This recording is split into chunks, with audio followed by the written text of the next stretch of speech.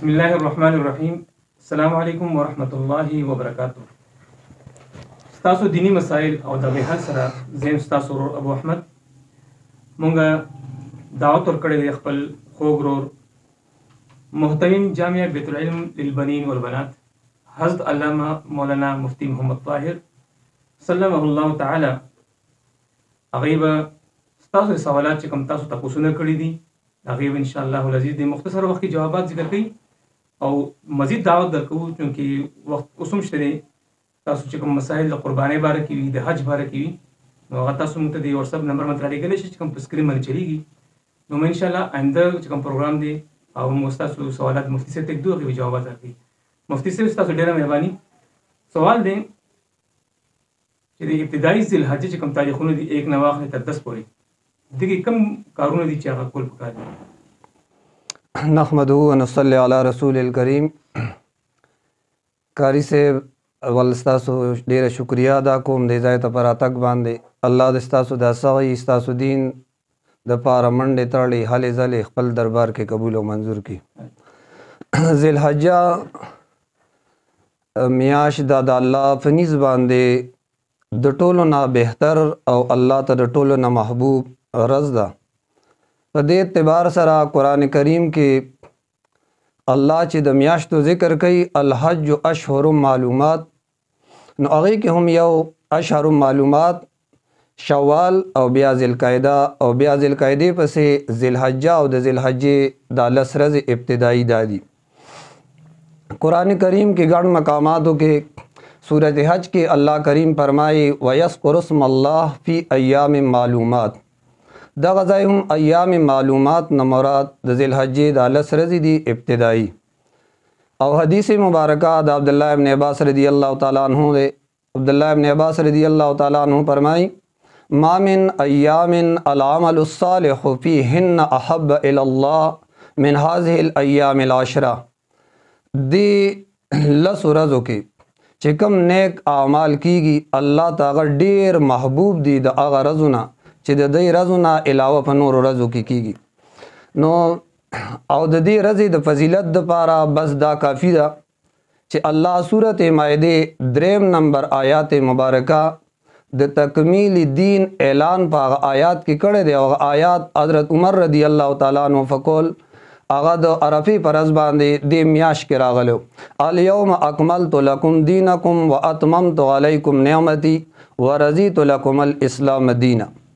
نو بس دا د دې د فضیلت دپاره او د دې د عظمت دپاره او د شان دپاره دا کافي ده. علامه ابن تیمیه رحمه الله نه تپوس شوی و چې آیا د رمضان المبارک آخري 10 ورځې دا بهتر دي او که نه د ذوالحجه هم ورته ویلی شي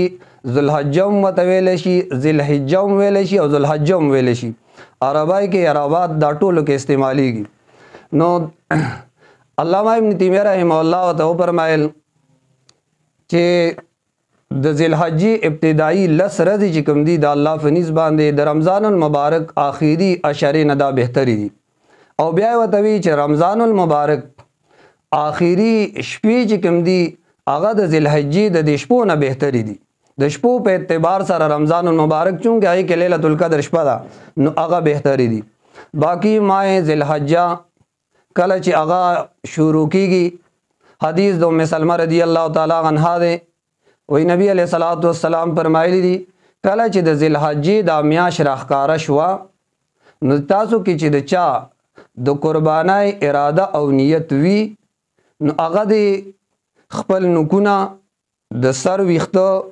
د ترخ ویښته زیر ناف ویښته دا د نه کټ کوي. د دې حدیث په بنا باندې فقهای کرام هغه فرمایي چې یاره مستحب دا ده چې چا اراده کړې ده د څه خبرې چې زه به قرباني کوم نو د ذوالحجې د میاشت د لیدو نه والې تر اختر ورځې تر قربانۍ پورې هغه دپاره دا مستحب دی چې نوکونه دې نالي د سر ویښته دې نه کټ کوي او د ترخ ویښته دا دې لرکوي نه. صرف یو مستحب عمل دی واجب نه دی که د چا په نوکونو 40 ورځې تېرې شوي یا په ویښتو یا د ترخ په ویښتو زیر ناب که 40 ورځې تېرې شوي نو بیا د هغې دا ویښته لرکي. ذوالحجې ته الله یو لوی مقام ورکړی دی. الله دې کړي چې موږ د ذوالحجې دا 10 ورځې د الله په عبادتو کې تیری کو او په دې کې زیات د الله کتاب لوستل، نفلونه کول، د الله د کتاب تلاوت کول، ذکر اذکار کول او هغه ذکر چې کوم ذکر کې د الله عظمت او بڑائی د ډیر کول پکار دی. جی قربانی حکم څه دی؟ د دې څه مقصد دی او څه حکمت دی چې خلک کوي؟ قربانی صورت حج آیات نمبر 34 کے اللہ کریم فرمائی بسم اللہ الرحمن الرحیم وَلِكُلِّ أُمَّةٍ جَعَلْنَا مَنْسَكًا لِيَذْكُرُوا اسْمَ اللَّهِ عَلَىٰ مَا رَزَقَهُم مِّن بَهِيمَةِ الْأَنْعَامِ. الله وی هر امت د پاره مون قربانی مقرر کړی وا چې دا غي د الله نوم واخلي په هغه ساروي چې مون کم هغه لور کړی دی. قرآن کریم کې د قربانای د فاره درې لفظ راځي، یو نسک دی، یو نهر دی او بل قربان. دا نسک دې ځای کې هم راغلی دی، قرآن کې ګڼ مقاماتو کې راغلی دی، په مختلف معنو دی. چرته په معنا د طاعت باندې دی، چرته په معنا د عبادت باندې دی، چرته په معنا د قربانای باندې دی. دې ځای په معنا د قربانای باندې دی ځکه ورپسې راځي من بهیمة الانعام، بے زبان ساروی. دویم لفظ چې هغه راځي د صد پارا د قربانای د پارا قرآن کې هغه نهر دی. سورت کوثر کې هغه لفظ راغلی فصل لربک وانحر او بیا تفسیر مزری د غزای کې بهترین باس کړی دی. دریم لفظ چې راځي هغه راځي سورت مائده آیات نمبر 27 کې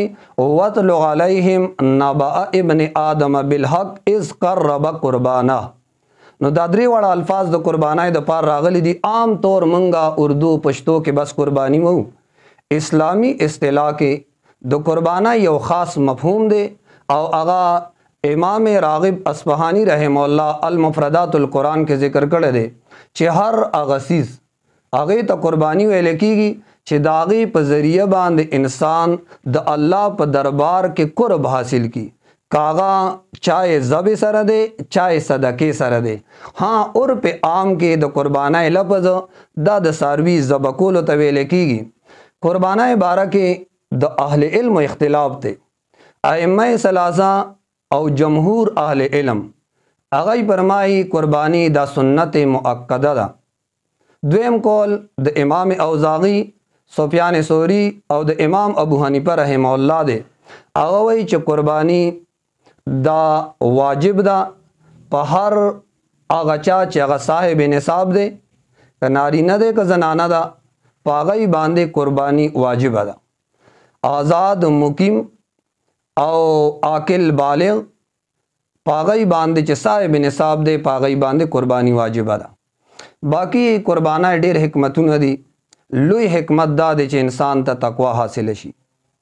او دا الله قرب حاصل شي. الله کریم قرآن کې فرمایي، نو د آیات مبارکه کې هم الله خپل نبی ته فرمایي دی ته وایا زما عبادت بدنی عبادت مالی خاص الله لره دی او زما مرګ زما ژوند معنا حیات سکون دا هم خاص د الله د پاره دی.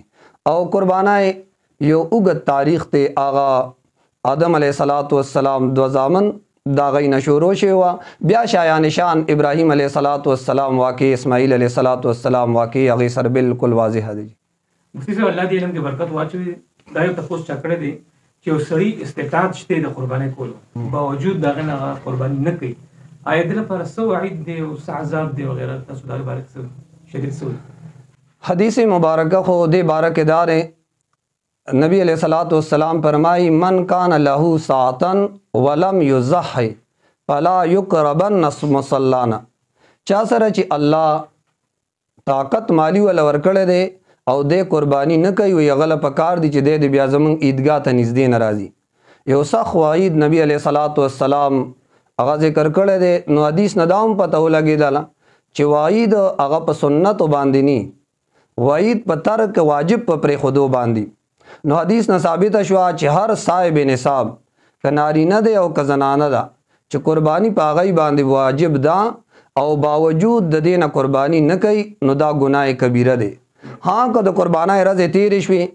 او صاحب نصاب دے قربانی انکی نو بیا په د باندې قضا یا کفاره دا واجب نه ده. البته د دې صورت کې علماء کرام فرمایي چې متوسط بیزا یا پیسکوره یا د هغې قیمت هغه به صدقه ورکوي. ماشاءالله. قربانی په کوم صورت کې واجب کیږي او آیا سړی قرض واخلي که قربانی کوي آیا دا جایز دي؟ د قرض په صورت کې شرعي اعتبار سره جی قربانی هر مسلمان نارینا زنانا عاقل بالغ مقیم مسلمان چې هغه صاحب نصاب وي. صاحب نصاب کې بیا 15 سيزونه به موږ یاد ساتو. یو دا چې هغه سره دومره مالیت وي چې هغه 7.5 تولې سونا یا 52 تولې چاندي یا د دې برابر قیمت یا د دې برابر د تجارت سامان وي او یا حاجت اصلیه نه سیوا د ضرورت نه زیات سامان ور سره موجود دی. مثال په تور باندې ضرورت اصلیه هغه ته ویل کېږي چې انسان د هغه نه بغیر گزاره ګرانه ده. مثال په تور باندې کور دی، کپڑا ده او خوراک ته اسکاک ته داسې خبرې چې د انسان گزاره د هغه نه بغیر کېږي نه، هغه ته ویل کېږي حاجت اصلیه او هغه ته کداغه نه چون کې سیوای. دا 15 خبرې دي کنه. یو مثال په تور باندې چا سره موبایل نه بل اسه شوقیه موبایل ساتي ادا و ضرورت اصلیه نه سیوا دی. چا سره یو موټر سایکل شته بل موټر سایکل اسه شوقیه هغه ساتل دی. نو په دغه قص باندې چې 52 تولې چاندي د دې برابر قیمت ور سره وي پاغه قص باندې کاغه نارینه دی او کاغه زنانه ده پاغه باندې قرباني واجب ده. ها قربانای واجب کېدو د پاره نصاب پاغي باندې په مال باندې یا پر رقم باندې یا په دې سامان باندې کال تیریدل دا لازم نه دي. څنګه چې د زکات مسله ردل تکال تیریدل لازم نه دي. ذل حجې د لسم تاریخ نه لسم تاریخ دولسم تاریخ چې د نور د پریوتونه مخ کې کچری د صاحب نصاب شو نو بس دې به قرباني کوي بیا په باندې قرباني واجب ده. ها قربانای د پاره قرض پیسې راغستل کچا سره قرباني پیسې نوي او نو د قرباني لپاره قرض پیسې راوالي. قرض پیسې راغستل علماء کرام فرمایي قربانای د پاره دا جایز نه دي. شریعت بندګانو باندې اغه سیز اګدي چې د وسوي غیر سیزونه چې د وس نه بهاري اغه سیز باندې الله خپل بنده مکلف کینا چې د وس او اختیار کی وی نو بس الله باغ باندې دا کی دي. اوس چې وس نشته بس قرباني پی نشته. ها کبیام یو سړی نه کوي داسې او قرض پیسې راواغستې قرباني وکړه نو قرباني وشوه او ثواب وته ملاویږي. ها بل خبره ده البته قرباني په چا باندې فرض ده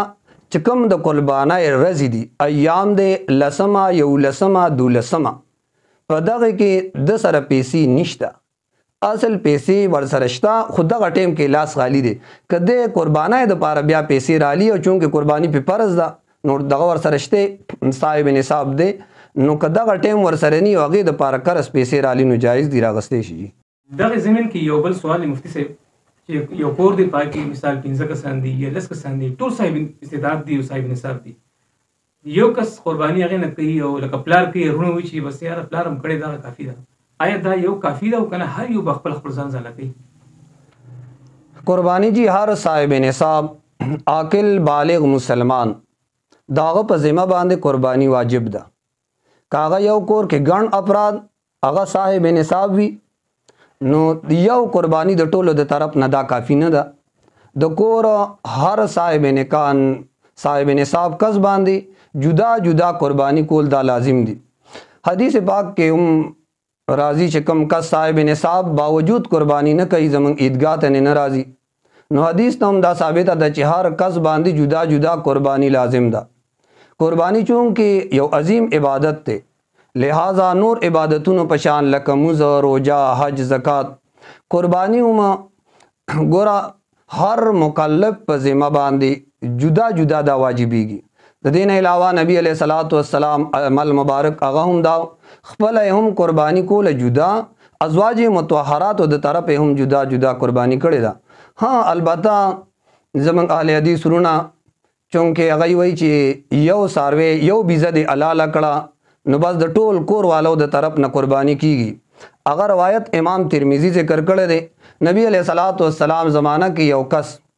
هغه یو بیزه حلاله کړه د خپل ځان د طرف نه د کور ټول کور والو د طرف نه قرباني وکړه خپل یو مخړه او په نور باندې هم هغه تقسیم کړه.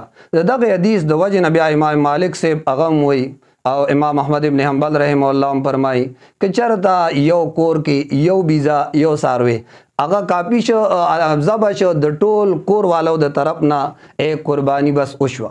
هر کس صاحب نصاب د طرف نه هغه وی قربانی لازم نه ده په شرط د دې هغه دا شرط لګول لري چې دی آپس کې یو بل سره رشتہ معنی رشتہ داری. زمونږ مسلک امام ابو حنیفه رحم الله فرمایي چې هغه حدیث او ثواب باندې محمول لري. یو کس د خپل طرف نه قربانی وکړه او بیا هغه ولګید په ثواب کې ټول کور والا ځان سره شریک کړل هغه وی دا جایز ده. امام ابو حنیفه رحم الله فرمایي نبی علیہ الصلوۃ والسلام یو ګډ هغه د خپل طرف نه قربانی کو دویم قربانی چې نبی علیہ الصلوۃ والسلام کوله بسم الله الله اکبر وی هذا غم لم یزح من امتی دا د هغه چا طرف نه د زما د امت د خلکو چې هغه قربانی نشي کوله. نو دې حدیث دا مطلب نه دی چې نبی علیہ الصلوۃ والسلام امت د پاره قربانی وکړه نو اوس امت د دې زمینه قربانی کې ساکت شو نه چریم نه. بل دلیل د عبد الله ابن عباس رضی الله تعالی عنہ فرمایي یو کس راغی نبی علیہ الصلوۃ والسلام ته وی جی زما په ذمہ باندې قربانی د بدنا یعنی غټ ساروي ما سره پیسې مشتا خو ما ته ساروي نه ملاویږي. نبی علیہ الصلوۃ والسلام وتوی و بیزی بواله یا و پیسکوري هغه به جدا جدا حلال کی.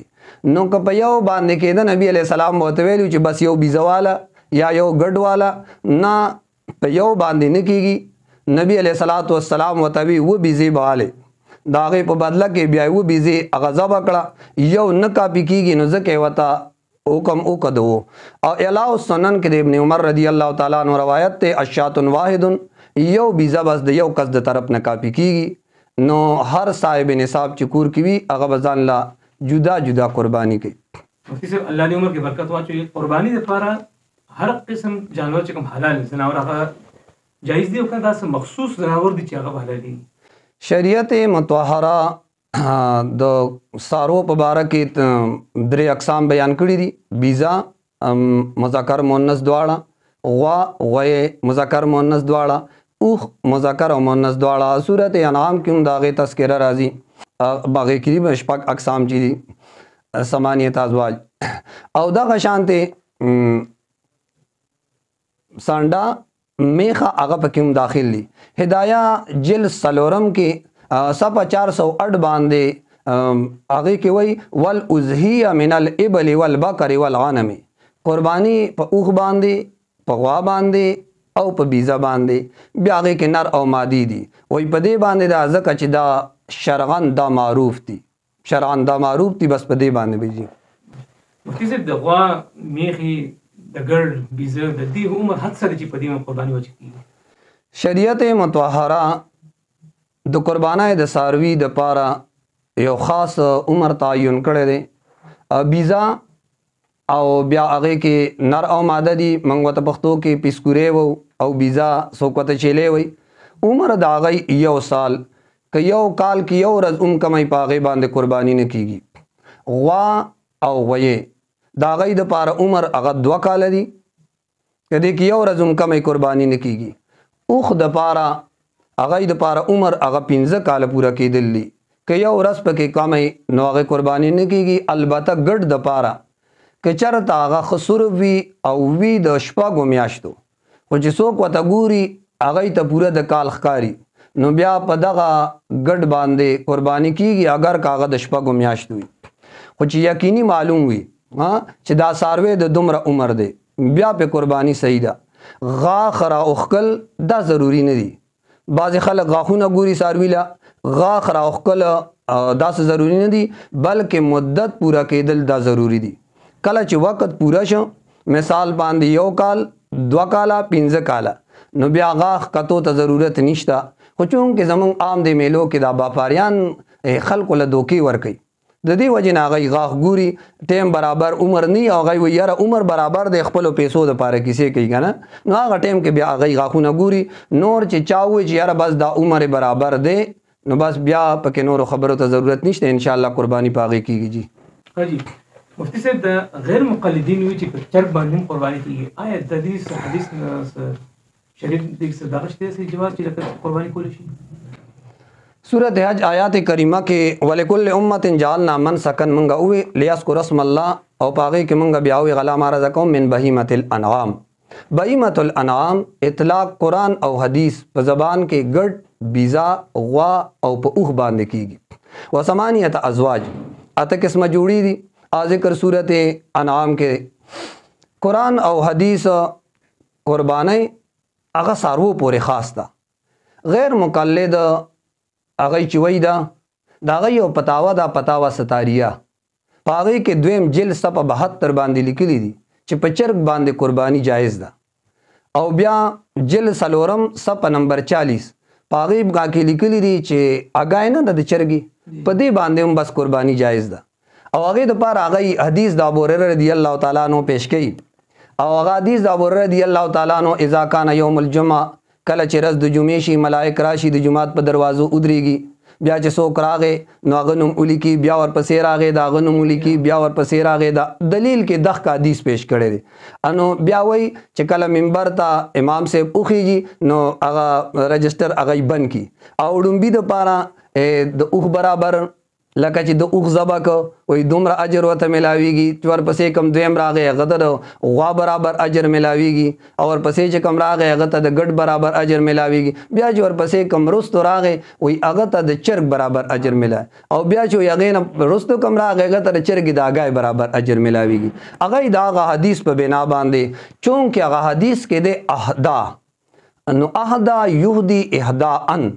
और एहदा अगई अल तपमाना द कुर्बाना बांधे अली मालूम है शवागई दगा एहदा अगस्ते दा चियारा एहदा न दा लफ्ज़ द एहदा दे दल हदीस की दा अबू हुरैरा रज़ियल्लाहु ताला अन्हु अगई वही च दे न मुराद कुर्बानी दा मंग अगई तब जवाब कि वो च अहदा युहदी माना सदका कुल्ली कुर्बानी न दा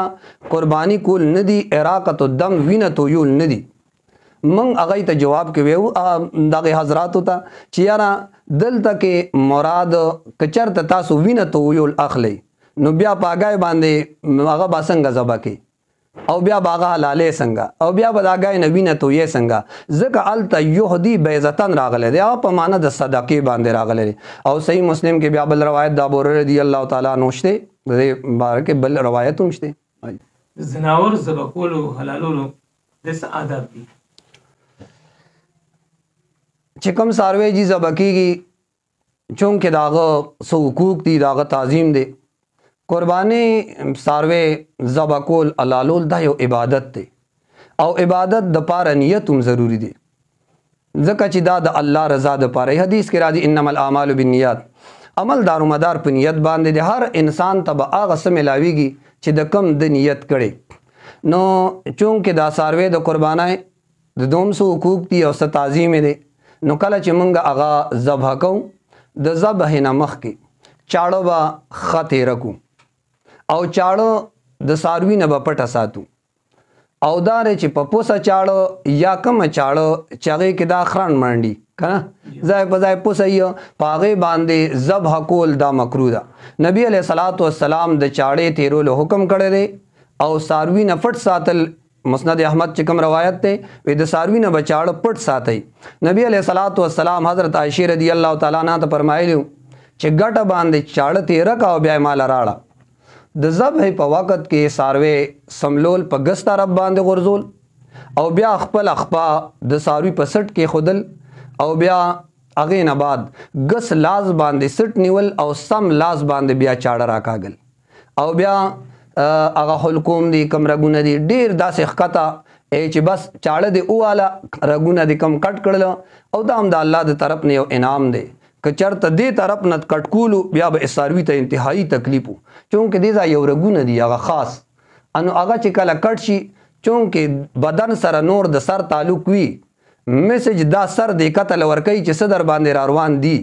खो आगा दर्द और तकलीफ आगा च संग चाड़ राक आगले शिया दर्द और तकलीफ ना गई ख़त्म शिया दादा अल्लाह देखियो हिकमत दे मुख तरफ न सारवे हाँ सारवे गुरजोल नबाद ब्या चाड़ तेरोलो यो कस बीज़र आवाज़ चोला और शोर जोड़ को वेला चाड़ तेरा कई नबी अलैहिस्सलातु वस्सलाम मतवेता हमड़दा बीज़त दो ज़ला ज़बह कड़ा यो खुदा से चाड़ दे पेरा कागला यो दे पिखपाई खेदा वाह शोर दे जो कड़े दे पागे च सतीर शू वहीता खुदा सारवे 2000 और बल दा امام نبوي رحمه الله هغه فرمایي چې چاړه د مخ کې نه تیرول پکار دي او بل دا چې یو ساروی د بل ساروی مخې ته حلالول نه دي پکار چې یو ساروی هغه د بل مخې ته حلال شي او بل دا ساروی نه دی د قربانای هغه به پر اخکلو باندې د حلالولو ځای ته نه بوځي بلکې نرمای سره د حلالولو ځای ته ساروی بوتل پکار دي نبی علیہ الصلوۃ والسلام د ذبح په وخت کې خپل قدم مبارک هغه په ساروی باندې ایخود په سټ باندې ولخپه کې خدا بیا نبی علیہ الصلوۃ والسلام وی بسم الله والله اکبر دا نبی علیہ الصلوۃ والسلام وی او دی ویلو سره نبی علیہ السلام ذبح وکړه دا روایت امام بخاری ذکر کړی بسم الله والله اکبر ویلو سره کچرتا اللهم تقبل مني دا الفاظ سیوا شنو دا ډیره خدا مستحب عمل له امام مسلم دا روایت ذکر کړی دی دا اللهم تقبل مني قربانای والا لپاره دی